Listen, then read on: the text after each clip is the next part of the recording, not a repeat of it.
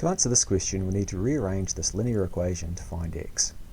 Now it looks a bit complicated, but if we use our rearranging skills and take it step by step, we can get there in the end. So our first decision is whether we're going to deal with this fraction term in front of the x, which is being multiplied by the x, or whether we're going to deal with the plus 3 on the end.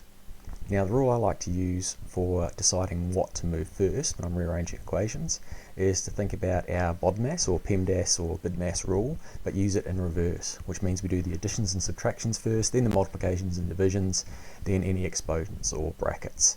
So based on that, we need to move the plus 3 first from this right hand side of the equation over to the left hand side of the equation.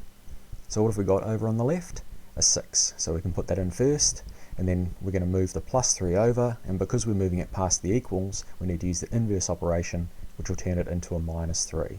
So we've taken the plus 3 and moved it over to the left where it's now minus 3. And what does that leave behind? Well, it leaves behind our 3/6 of x on the right hand side of the equation. So we can put 3 and x and 6 into our right hand side boxes, and we've now successfully moved that plus 3 over to the left. Our next step is to evaluate that left hand side, which is basically say what's the answer to 6 minus 3. 6 minus 3 is 3, so we can put that in our answer box, and the right hand side all stays the same. Now we're ready to do the next step, which is to move our divided by 6 over to the left hand side.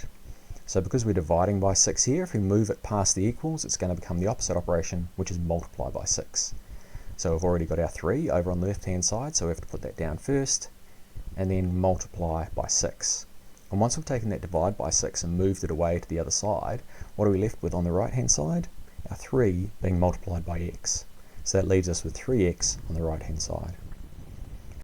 Just to once again evaluate, so we'll figure out what 3 times 6 is, which is 18, and the right hand side stays the same at 3x.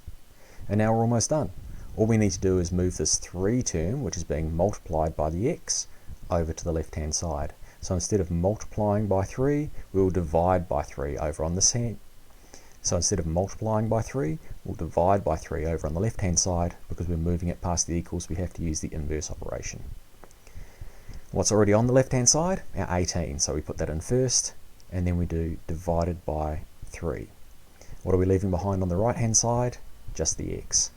So then to find the final answer, we just do 18 divided by 3, which is 6, and that is equal to x, and completes the question.